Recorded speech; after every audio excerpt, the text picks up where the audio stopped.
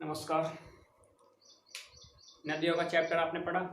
नदियों की क्लास के बाद आपकी शुरू होती है बहुउद्देशीय परियोजनाएं।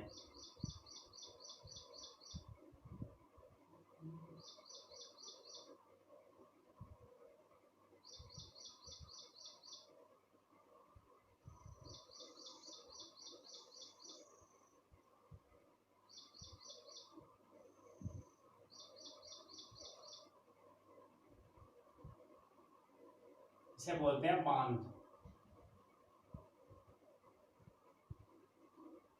ठीक है, बहुउद्देशीय परियोजनाएं या फिर बांध। देखिए, बहुउद्देशीय का मतलब क्या है, बहुउद्देशीय परियोजना का मतलब या फिर बांध। मैंने आपको नदी पढ़ाई। देखिए, इस चैप्टर के लिए आपको नदी याद होनी चाहिए, कौन सी नदी कहाँ से निकलती है और कहाँ पर गिरती है। ठीक है, मैंने आपको नदियां पढ़ाई। देखिए, ये परियोजनाएं, ये जो बहुउद्देशीय परियोजनाएं हैं, ये मैं आपको एक साथ सारी नहीं पढ़ाऊंगा। कुछ इम्पोर्टेंट 4 या 5 परियोजनाएं मैं एक बार में कराऊंगा जिससे आपको याद रहे। ठीक है, जैसे मैंने आज कुछ इम्पोर्टेंट परियोजनाएं ली है, जैसे कि सतलज नदी की, कोसी नदी की, महानदी की और आपकी दामोदर नदी घाटी। ठीक है, ये 4 से 5 आपकी कुछ विशेष परियोजनाएं हैं। ठीक है, ऐसे तो सारी ही परियोजनाएं जो है आपकी विशेष है, लेकिन ये मैं जो है आपकी 4 या 5 है, एक क्लास में 4 या 5 ही आपको लेकर चलूंगा, जिससे आपके साथ साथ याद हो जाए। ठीक है, क्योंकि अगर मैं फिलहाल तो एक ही बार में सारी पढ़ाई नहीं जाएगी, सिर्फ नाम ही नाम लिखे जा सकते हैं। ठीक है, अगर आपको डिटेल में सही तरीके से जानना है तो परियोजनाओं के बारे में, तो इसके लिए आपको थोड़ी थोड़ी करके ही पढ़ना पड़ेगा। ठीक है, शुरू करेंगे। देखिए, सबसे पहले परियोजनाएं है क्या। इनका नाम बहुउद्देशीय, बहुत सारे उद्देश्य।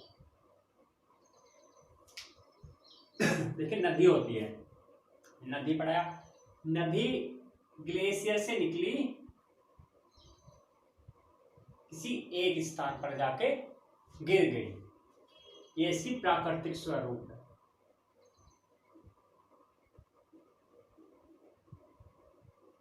प्राकृतिक स्वरूप क्या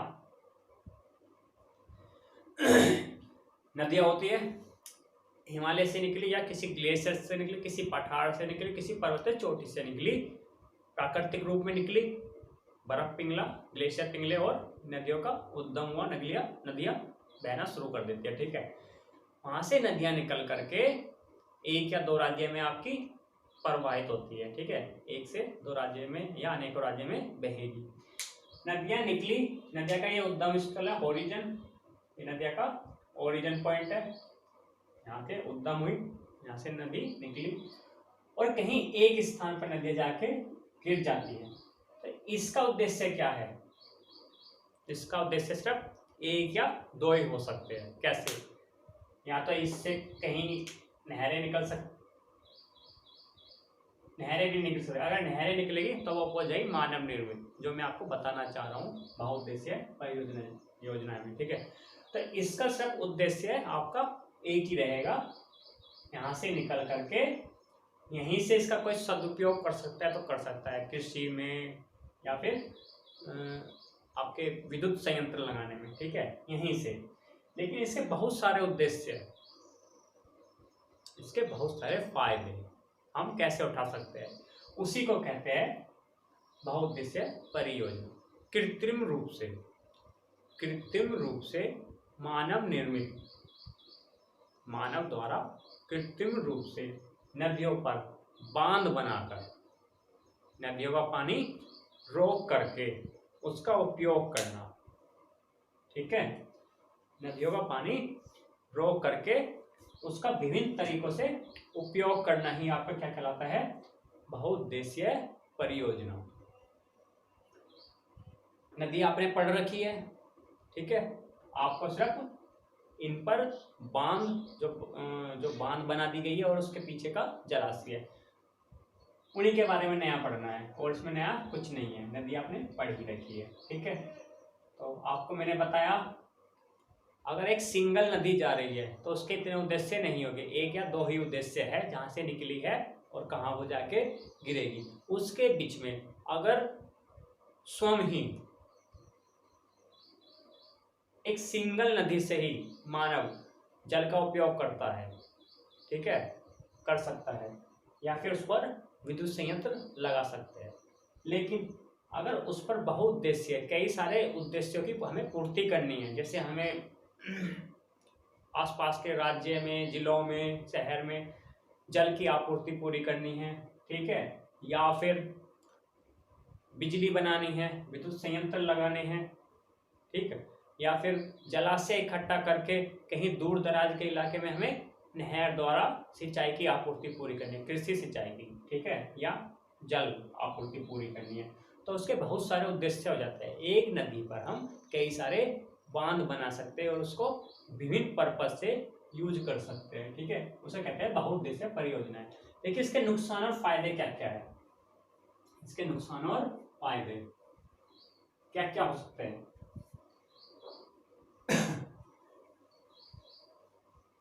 देखिए प्राकृतिक रूप से बहने वाली नदी के ना तो कोई फायदा होता है ना कोई ज्यादा नुकसान होता है, ठीक है, लेकिन जब उस पर मानव निर्मित कृत्रिम रूप से कोई कार्य किया जाएगा तो उसके कुछ फायदे भी होंगे, कुछ नुकसान भी होंगे। तो इसके फायदे क्या होंगे, बहुउद्देशीय परियोजना के उद्देश्य बीच में वो भी है उद्देश्य, ये गलत लिख दिया आपने,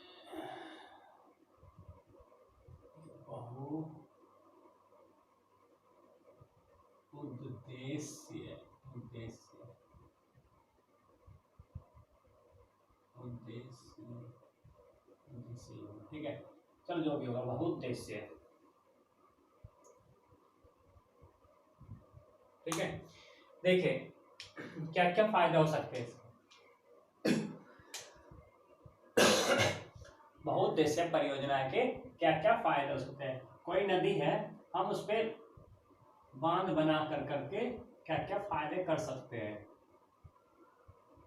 कोई नदी जा रही है, हमने इस पे बांध बना दिया, हमने इस पे बांध बना दिया, इसके फायदे और नुकसान, इसके पीछे क्या हो जाएगा, जलाशय इकट्ठा हो जाएगा, इसके पीछे अगर हम किसी पानी जल को रोकेंगे तो उसके पीछे इकट्ठा हो जाएगा ना जल, ठीक है। इसके फायदे क्या क्या हो सकते हैं, पहले फायदे देखते हैं, ठीक है। देखिए अगर हम किसी नदी का जल रोकते हैं, किसी नदी का हमने जल रोका तो उससे दूर दराज के इलाकों में नहर निकाल करके सिंचाई की आपूर्ति और जल पाइपलाइन और नहरें, ठीक है, पाइपलाइन और नहरें निकाल करके जल की आपूर्ति पूरी कर सकते हैं, पाइपलाइन और नहरें। इससे क्या होगा, सिंचाई, कृषि सिंचाई और जल आपूर्ति, घरेलू जल आपूर्ति पूरी हो सकती है, पाइपलाइन द्वारा जल को दूर स्थान पर ले जाना, ठीक है। तो इसके क्या क्या फायदे हुए, सिंचाई के लिए नहरों द्वारा सिंचाई के लिए जल की आपूर्ति, पाइपलाइन द्वारा घरेलू जल आपूर्ति, ठीक है। इसके फायदे लिख लीजिए आप, सिंचाई सुविधा का विस्तार या फिर सिंचाई के लिए सिंचाई आपूर्ति और घरेलू जल आपूर्ति। दूसरा जल विद्युत, ठीक है, एक नदी पर कई सारी बांधें बनाई जा सकती है, ठीक है, जलाशय भी हो गए उतने ही उसके, जल विद्युत संयंत्र लगाकर, जल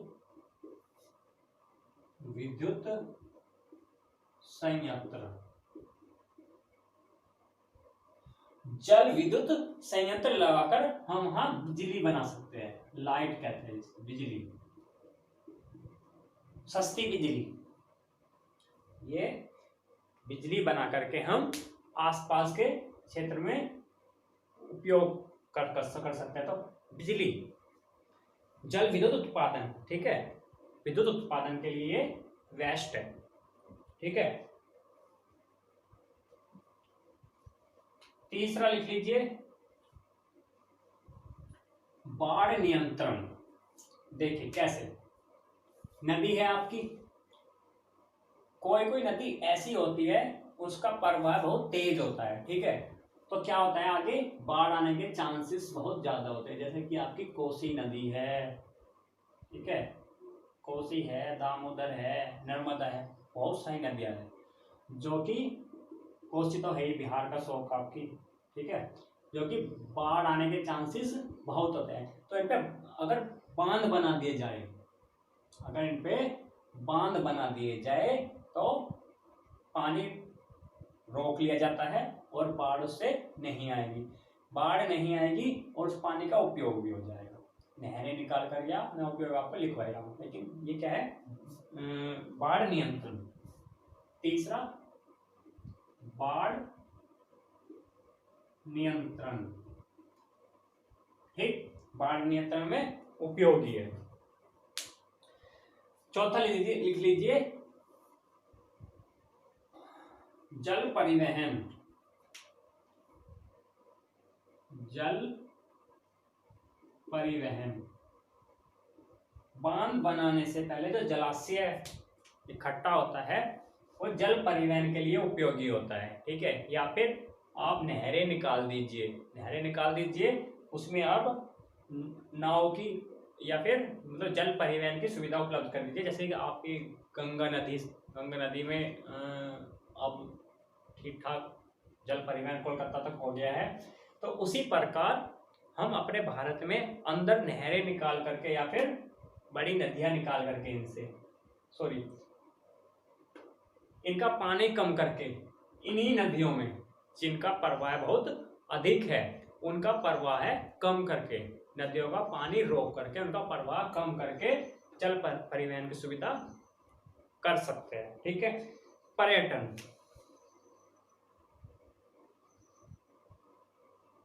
पर्यटन का निर्माण होगा, अगर आप बांध बनाओगे उसके आसपास पर्यटन का निर्माण होगा, ये इसके उपयोग हो गए, ठीक है। पेयजल और सिंचाई मैंने आपको बता दिया, कुछ उपयोग है इसके, नुकसान भी है इसके, जिस चीज के एडवांटेज है उसका डिसएडवांटेज तो होगा ही होगा। क्या, वन कटाव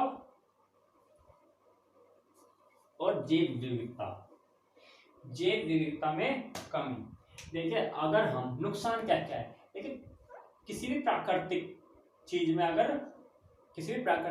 अगर मानव हस्तक्षेप करेगा, कृत्रिम रूप से मानव अगर हस्तक्षेप करेगा तो उसके पर्यावरणीय जैव विविधता के बहुत नुकसान है। कैसे कैसे पर्यावरण का नुकसान बहुत होगा इससे, कैसे, जैव विविधता में चेंज होगा।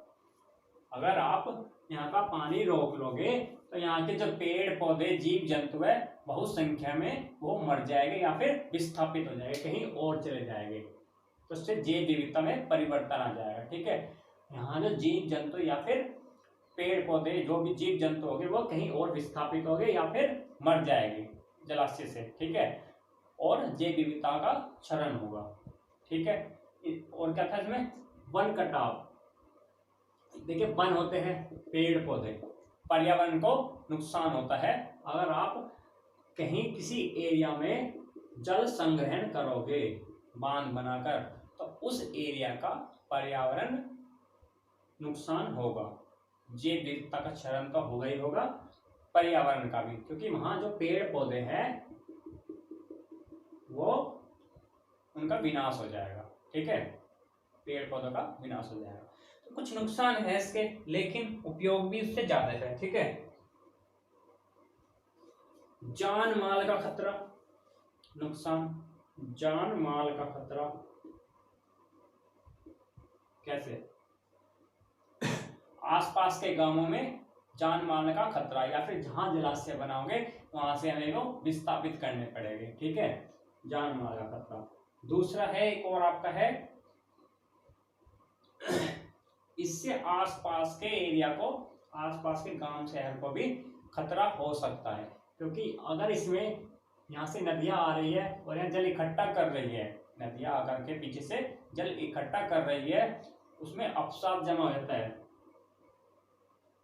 गाद गाद अवसाद जमा हो जाता है, रेत अवसाद जमा होता रहता है। और कुछ समय बाद ऐसी सिचुएशन आएगी, पानी बांध के ऊपर कूद जाएगा, हो सकता है, ठीक है, और आसपास के गांव में बाढ़ आ जाएगी। ये कुछ नुकसान है इसके, लेकिन उससे ज्यादा आपके फायदे भी है, ठीक है। तो ये आपको मैंने बताया नुकसान और फायदे बहुउद्देशीय परियोजना के। अब आप देखिए होती क्या है। देखिए सबसे बड़ी आपकी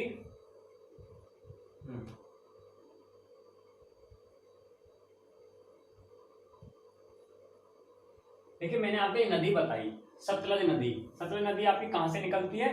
राक्षस ताल से। मानसरोवर तिब्बत में मानसरोवर झील में राक्षस ताल से आपकी सतलज नदी निकलती है, और दो राज्य हिमाचल प्रदेश और पंजाब, हिमाचल प्रदेश और पंजाब में प्रवाहित होते हुए सिंधु नदी से मिल जाती है, ठीक है। सतलज नदी पढ़ाई थी, आपको याद आ गया, सतलज नदी मैंने पढ़ाई थी, ठीक है। तो सतलज आपकी हिमाचल और पंजाब में बहती है। होता क्या है, हिमाचल प्रदेश में एक जलाशय का निर्माण किया गया है, ठीक है। हिमाचल प्रदेश और पंजाब इसी सीमा पर दो बांध बनाए गए हैं, भाखड़ा और नागल। नागल आपका पंजाब में है, नागल आपका पंजाब में है, सेकंड वाला आपका भाखड़ा है, हिमाचल प्रदेश, ठीक। ये दो बांधों का निर्माण किया गया है आपकी सतलज नदी पर, ठीक है। इनके पीछे जो जलाशय है, ये जो जलाशय है इसका नाम है गोविंद सागर जलाशय, या फिर गोविंद सागर झील कह लीजिए, झील में ही पढ़ाया था यार, गोविंद सागर जलाशय, ठीक है। तो इसका निर्माण कब हुआ? देखिए 1948 में इसके लिए बोला गया बनाने के लिए, ठीक है। लेकिन 1955 में, लिख लीजिए आप, 1955 में पंडित जवाहरलाल नेहरू ने इसकी नींव रखी। 1955 में इसकी नींव रखी गई और 1963 में ये बनकर तैयार हो गया। 1963 तक तैयार हो गया क्या?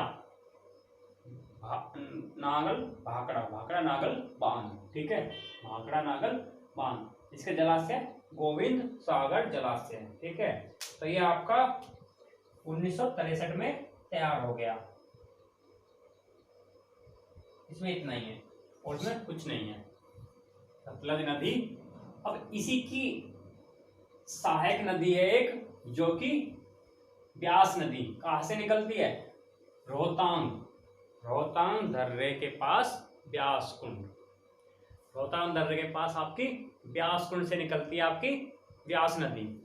यहां से निकलेगी हिमाचल प्रदेश से, रोहतांग दर्रे से, और होती हुई आपकी पंजाब में मिलेगी कपूरथला में। पंजाब में कपूरथला हरीके बैराज बनाती है, ठीक है। तो ब्यास नदी पे दो बांध है आपके, एक तो है पोंग बांध, ठीक है, और एक है आपका संगम पर। जहां ब्यास नदी क्या है, मैंने आपको सिंधु नदी तंत्र पढ़ा था, सिंधु झेलम चिनाब रावी व्यास सतलज, ये आपका सिंधु नदी तंत्र है। सिंधु झेलम चिनाब रावी व्यास सतलज। तो ब्यास नदी, उनमें से सारी नदियां सिंधु में मिल जाती है, ठीक है, एक दूसरे से मिला करके सिंधु में मिल जाती है। लेकिन एक ब्यास नदी ऐसी है जो कि हिमाचल प्रदेश से निकलती है और पंजाब में मिल जाती है, यहीं से निकलती है और यहीं मिल जाती है, भारत के अंदर भारत के बाहर नहीं जाती है, ठीक है। तो जहां मिलती है, जहां इसका सतलज से मिलती है संगम है, यहाँ पर हरीके बैराज बनाया गया है, हरीके बांध। क्या नाम है इसका? हरीके नामक एक जिला है, वहां पर हरीके बैराज, हरीके नामक एक बांध बना दिया गया है, हरीके बैराज। तो मैंने आपको क्या पढ़ाया अभी, गोविंद सागर झील और सतलज नदी, ठीक है। कहाँ से निकले, दो बांध पढ़ाए आपको, भांगड़ा और नागड़। भांगड़ा आपका हिमाचल प्रदेश में, नागड़ आपका पंजाब में पड़ता है, ठीक है। तो झील आपकी ये पड़ती है आपकी हिमाचल प्रदेश में, ओके। अब देखिए ये जो हरि के बैराज है, यहाँ से एक विश्व की सबसे बड़ी नहर निकाली गई है, क्या नाम है इसका, विश्व की सबसे लंबी 466 किलोमीटर लंबी इंदिरा गांधी नहर। पहले इसका नाम क्या था, राजस्थान नहर, ठीक है। कहाँ कहाँ पर, किस किस की परियोजना है ये आपकी पंजाब, राजस्थान, हरियाणा, पंजाब, राजस्थान, हरियाणा की संयुक्त परियोजना है। हिमाचल प्रदेश का पीछे हो गया, ठीक है, उसको इससे कुछ लेना नहीं। ये विशेष रूप से राजस्थान के पश्चिमी जिलों, कौन कौन से आते हैं, गंगानगर से स्टार्ट हो जाएगा आपका बीकानेर, कौन कौन से आते हैं, पश्चिम में गंगानगर के पश्चिम में बीकानेर और जैसलमेर।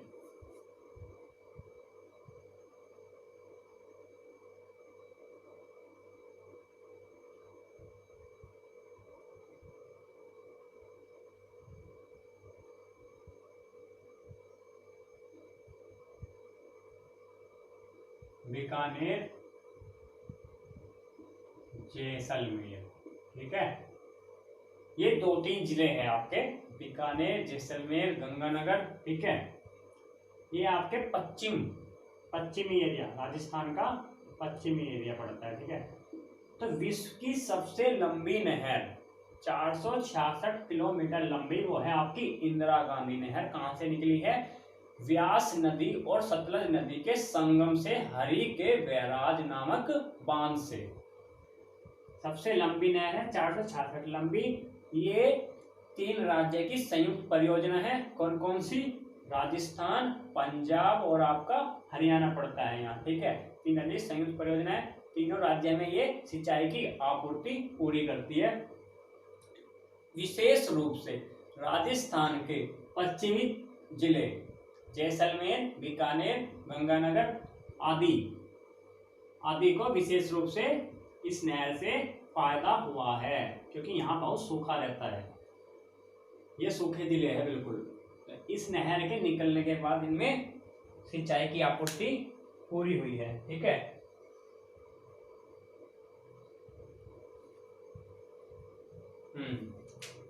कपूरथला नाम है यहाँ, पंजाब का कपूरथला जिला।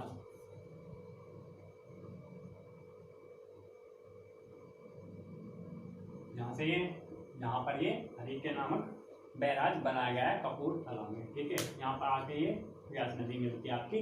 तो मैंने आपको इंदिरा गांधी नहर बताई, विश्व की सबसे लंबी नहर है ये, ठीक है। और ये राजस्थान में विशेष रूप से फायदा पहुंचा रही है, ठीक है। आपकी सतलज नदी और व्यास नदी की बांधे आपकी हो गई, ठीक है। इस पर पोंग बांध लिख लीजिएगा, ये आपकी हो गई।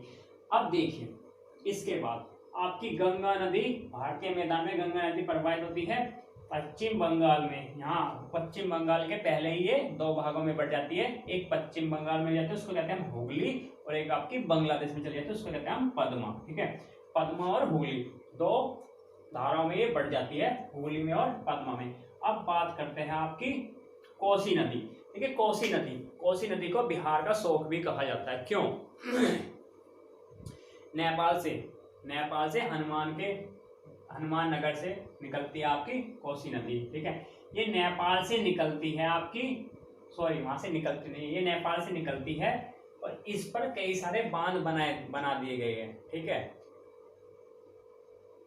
कई सारे बांध बना दिए गए हैं नेपाल और भारत द्वारा अंतरराष्ट्रीय लेवल पर इस पे बांध बनाए गए हैं, ठीक है, कोसी पे।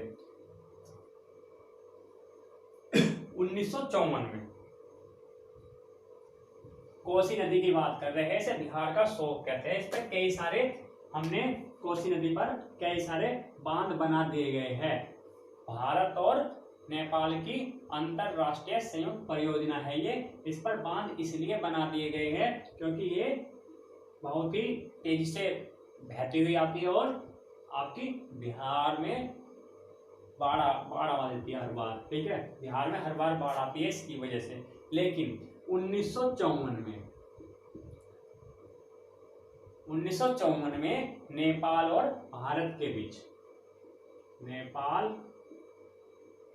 के बीच एक समझौता किया गया। इस समझौते के तहत क्या हुआ,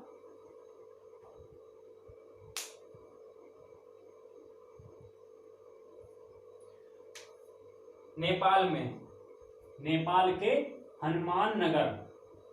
हनुमाननगर और बिहार में चतरा के पास बहुत सारे बांध बनाए गए। नेपाल में हनुमाननगर पड़ता है और बिहार में आपका चतरा पड़ता है। इन दोनों के बीच बहुत सारे बांध बनाए गए, ठीक है, जिससे आपकी बाढ़ की समस्या खत्म हो गई, कुछ हद तक खत्म हो गई, पूरी तरह से नहीं हुई है। देखिए इस पर ये संयुक्त परियोजना आपकी केंद्र सरकार, भारत की केंद्र सरकार, बिहार सरकार और आपकी नेपाल सरकार, इन तीनों की अंतरराष्ट्रीय परियोजना है। कोसी परियोजना केंद्र सरकार, बिहार सरकार, नेपाल की अंतरराष्ट्रीय परियोजना है, ठीक है। कोई दिक्कत? देखिए इस पर एक बांध का निर्माण किया जा रहा है करंट में। कौन सा है वो? पंचेश्वर बांध। कहां पर? आपका बॉर्डर पड़ता है ना, भारत और नेपाल का जो बॉर्डर पड़ता है, बॉर्डर पे एक बांध बनाया जा रहा है। क्या नाम है उसका? पंचेश्वर बांध। ये भी बहुत बड़ा बांध है, दुनिया का बड़ा बांध है ये भी, पंचेश्वर बांध। लेकिन इसमें रुकावटें आ रही है। क्यों इसमें रुकावट?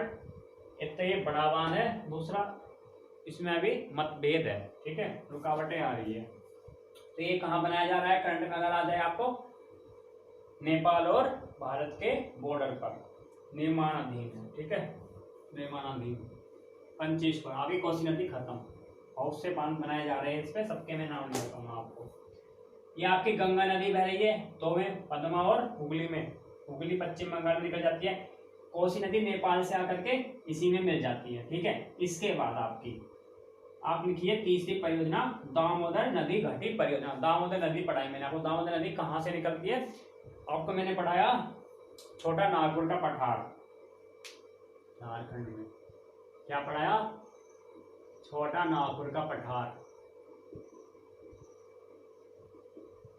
वहां से दो नदियां निकलती है, कई सारी निकलती है, ठीक है। यहाँ से आपकी दामोदर निकलेगी और कहाँ मिल जाएगी जाकर के? पश्चिम बंगाल में, हुगली में, और कई सारे राज्य में प्रवाहित होती है। ये कहाँ कहाँ होती है? झारखंड, नीचे उड़ीसा में भी होती है, इधर छत्तीसगढ़ में, ऊपर बिहार में, और इधर पश्चिम बंगाल में। झारखंड, छत्तीसगढ़, झारखंड, उड़ीसा, छत्तीसगढ़, बिहार और आपकी पश्चिम बंगाल में गिर जाती है जाकर के। तो ऐसे कुछ गिरती है।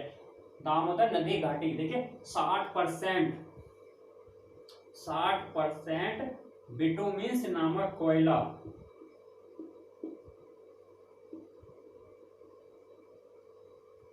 इसी घाटी से निकाला जाता है। दामोदर नदी घाटी से 60% बिटुमिन्स नामक कोयला का उत्पादन किया जाता है, ठीक है। इस घाटी पर कई सारी बांधें बनाई गई है। इस नदी पर, दामोदर नदी पर कई सारे बांधें बनाई गई है। कौन कौन सी है देखिए? ये आपका पठार, छोटा नागपुर का पठार, ठीक है। ये आपकी हुगली नदी, ठीक है। देखिए यहाँ से यह दामोदर निकल गई, इसकी ही एक सहायक नदी है, इसका नाम है बराकर। ये वाली नदी दिख रही है आपको? कौन सी है ये? बराकर। एक नदी छोटा नागपुर के पठार, सॉरी ऊपर दो बताए थे छोटा नागपुर पठार में, मैंने आपको दो बताए थे, ऊपर हजारी पठार, नीचे रांची का पठार। आपने पठार और नदियों का वीडियो ध्यान से देखा है ना? अगर आपने पिछले वीडियो नहीं देखे तो ये आपको बिल्कुल समझ में नहीं आएगा, और ये इंपॉर्टेंट होती है। बहुत देश से परियोजनाएं, हर क्वेश्चन में एक ना एक क्वेश्चन आता जरूर हर पेपर में, ठीक है। तो मैंने आपको पठार भी पढ़ाया और आपको नदियां भी पढ़ाई, मैंने आपको छोटा नागपुर का पठार पढ़ाया, उसमें बताया जो उत्तर में हजारीबाग का पठार और दक्षिण में रांची का पठार। ठीक है, तो मैं बात कर रहा हूँ हजारी पठार से नदी निकलते हैं यहाँ से, उसका नाम है, मैंने जब नहीं बता दो, म्यूराक्षी नदी। ये रही, यहाँ से निकलती है और गंगा में मिल जाती है। ठीक है, दामोदर हुगली में मिल जाती है। दामोदर की सहायक नदी आपकी बराकर, 3 नदी बताई मैंने, दामोदर की सहायक बराकर आपकी म्यूराक्षी। ठीक है, सबसे पहले दामोदर थे। देखिए दामोदर में 4 बांध बनाए गए हैं, 1 2 एक संगम पर, जहां पर बराकर नदी आकर के दामोदर से मिलती है, उसके संगम पर बनाया गया है। ठीक है, एक आपका कहाँ बनाया गया है, इधर, क्या नाम है, सॉरी, एक आपका बराकर नदी पर, एक उसके संगम पर, और 2 आपके ये 4 बांधों का निर्माण किया गया है आपका दामोदर नदी घाटी पे। तो लिख लीजिए, बराकर नदी पे बढ़ने वाले तलैया या तिलैया, कुछ ही बोल देते हैं ऐसे, मैंने लिखा है तलैया। ठीक है, लिख लीजिए तिलैया नामक बांध कहाँ बनाया गया है, बराकर नदी पर, उसके संगम पर बनाया गया है आपका ये मेंथर या मिथेन, वो मेंथल लिख दीजिए आप, ये लिख दीजिए, कई नाम होते हैं इनके। ठीक है, मेंथर, ठीक है, मेथान भी कह सकते हैं आप उसे, मेथान। ठीक है, नाम मेथर। ठीक है, मेथर तलैया, दोगे कोनार और पंचेत, ये 4 आपके बांध बनाए गए हैं दामोदर नदी घाटी पे। ठीक, इसमें और कुछ, हाँ देखिए, इसके इंपॉर्टेंट है आपकी दामोदर नदी घाटी परियोजना, इंपॉर्टेंट है। देखिए सबसे पहले विश्व में मेरे ख्याल से टेनेसी नदी है, सबसे पहले वहां बांध बनाया गया था, लेकिन यह भारत देश की प्रथम नदी घाटी परियोजना है। भारत देश की प्रथम नदी घाटी, भारत की प्रथम नदी घाटी परियोजना। ये जिस पर बांध बनाए गए हैं ना, या फिर ये जो परियोजना, मैंने आपको ये परियोजना बता रहा हूँ दामोदर नदी घाटी, ये बहुत पुरानी है, सर्वप्रथम यही है 1944 या 46 की, इसकी नींव 1946 में रखी गई, सबसे पुरानी ये हो गई ना 1946 में, इसकी 1948 में रखी, 1946 में आपकी नींव रखी गई दामोदर नदी घाटी परियोजना। ये भारत की प्रथम नदी घाटी परियोजना है, विश्व की पहली टेनेसी थी, उसी के आधार पर ये बनाई गई। तो 1946 में बाढ़ को नियंत्रण करने के लिए इसकी नींव रखी गई। इसे बंगाल का शोक कहा जाता है, दामोदर नदी घाटी को पश्चिम बंगाल, इसका आप कहाँ गिरती है, पश्चिम बंगाल में जाके हुगली नदी से मिलती है। तो जैसे आप कोसी नदी को बिहार का शोक कहते हो, उसी प्रकार आप दामोदर नदी को पश्चिम बंगाल का शोक, दामोदर नदी घाटी को पश्चिम बंगाल का शोक कहा जाता है। 1946 में इसकी नींव रखी गई। ठीक है, तो जो मैं बोल रहा हूँ वो आप लिखते जाइए, इंपॉर्टेंट है। इसके बाद ये एक चीज के लिए और विशेष रूप से इसकी एक और विशेषता है, क्या है, वो है जैव मरुस्थल का निर्माण।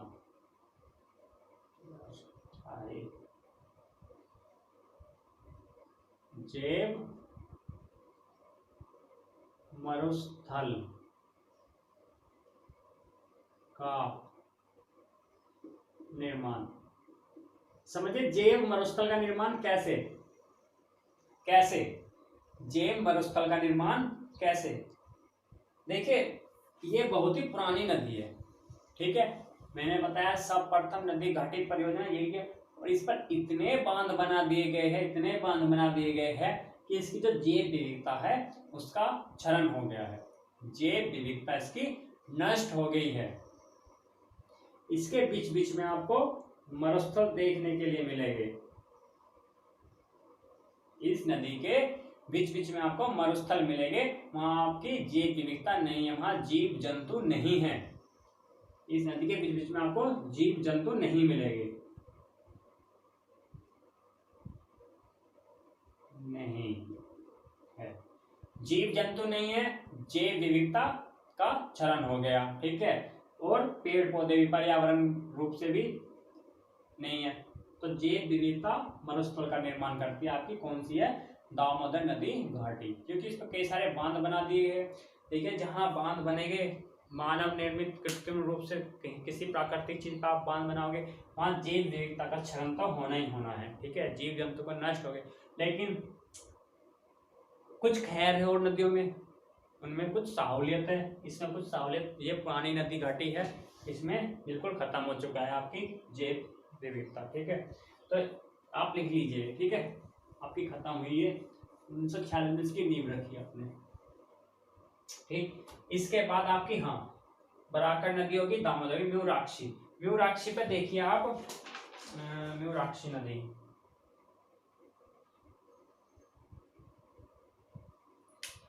देखिए म्यूराक्षी पे पश्चिम बंगाल सरकार द्वारा, ये पश्चिम बंगाल में मिलती है, ठीक है, पश्चिम बंगाल में मिलती है। तो 1955 में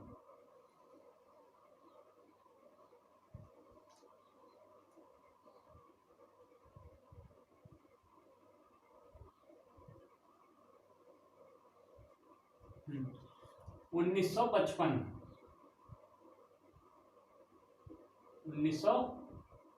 में क्या हुआ, 1955 में पश्चिम बंगाल सरकार ने 1955 में इस नदी पर म्यूराक्षी नदी घाटी परियोजना की नींव रखी।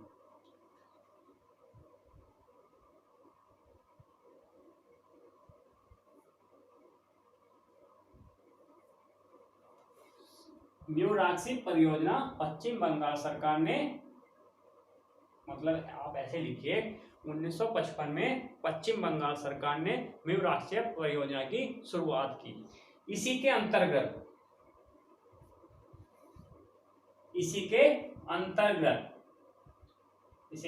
अंतर्गत दुमका जनपद पड़ता है,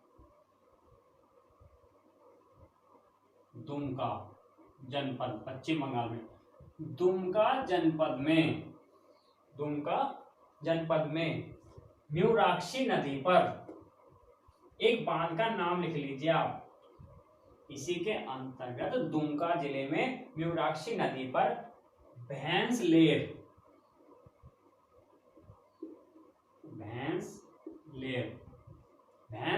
नामक बांध की शुरुआत की गई। इसी का नाम कन्नाडा, ठीक है, इसी का नाम क्या है, कन्नाडा बांध। इसका निर्माण किया गया, एक ही नाम है दोनों का, भैंसलेर और या फिर कन्नाडा बांध का निर्माण किया गया दुमका जिले में म्यूराक्षी नदी पर। ये इंपॉर्टेंट है, 1955 की बात है, ठीक है। इसके बाद क्या बचा आपका, महानदी, आपकी बची महानदी।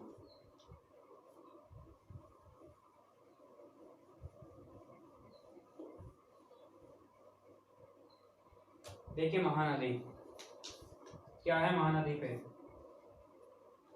ये आपकी दामोदर, बराकर, म्यूराक्षी, ये सब आपकी होगी। एक बची आपकी महानदी कहाँ से निकलती है, छत्तीसगढ़ के रायपुर से। मैंने आपको बताया यहाँ से आपकी छत्तीसगढ़ है, यही रायपुर जिले से आपकी ये निकलती है क्या, महानदी, और कहाँ गिरती है जाकर के, उड़ीसा के तट पर, ठीक है, महानदी निकलती है उड़ीसा के तट पर आपकी गिरती है, ठीक है। इस पर एक बांध बनाया गया है, हीराकुंड बांध, ये इंपॉर्टेंट है, लिख लीजिए आप इसे, हीराकुंड बांध।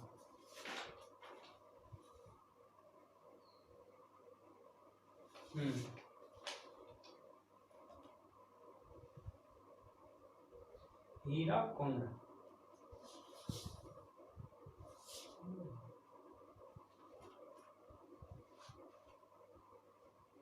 हीराकुंड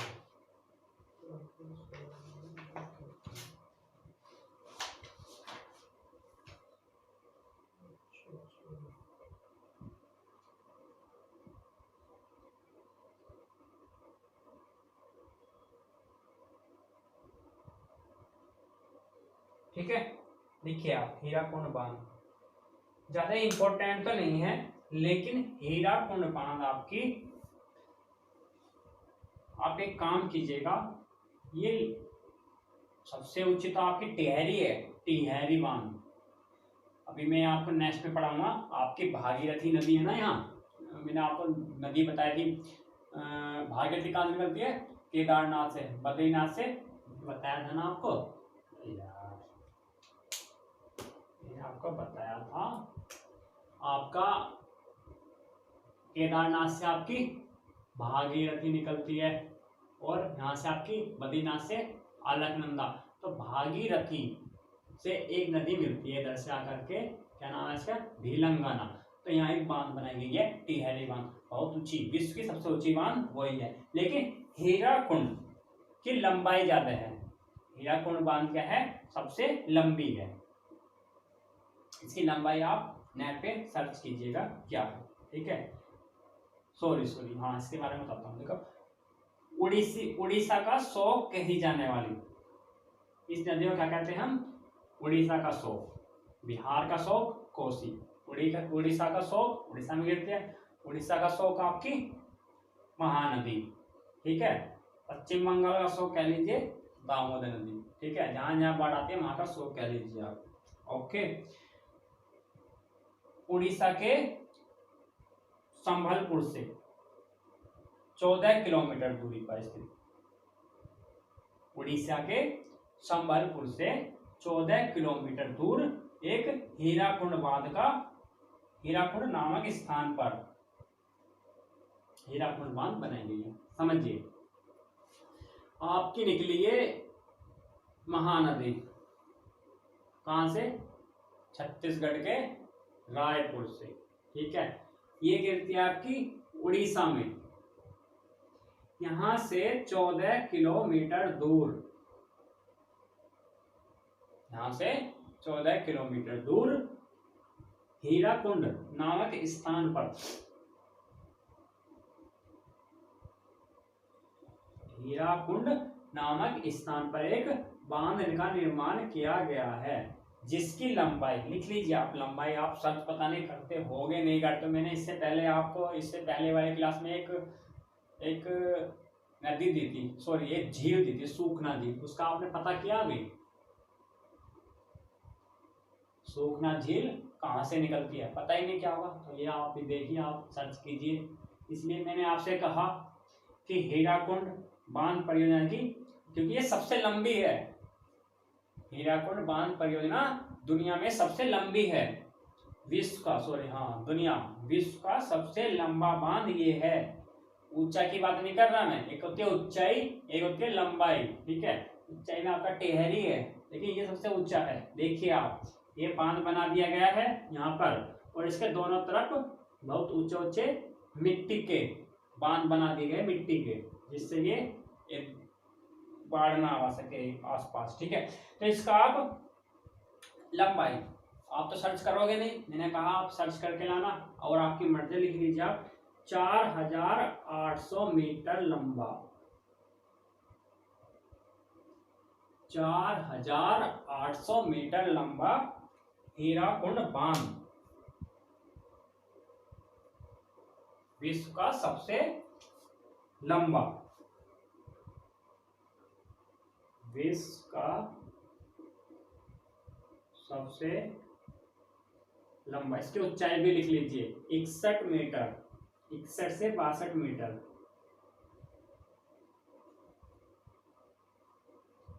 61 से 62 मीटर इसकी आपकी ऊंचाई है, और 4800 मीटर ये लंबा है, ऐसे तो इसकी लंबाई है, ठीक है।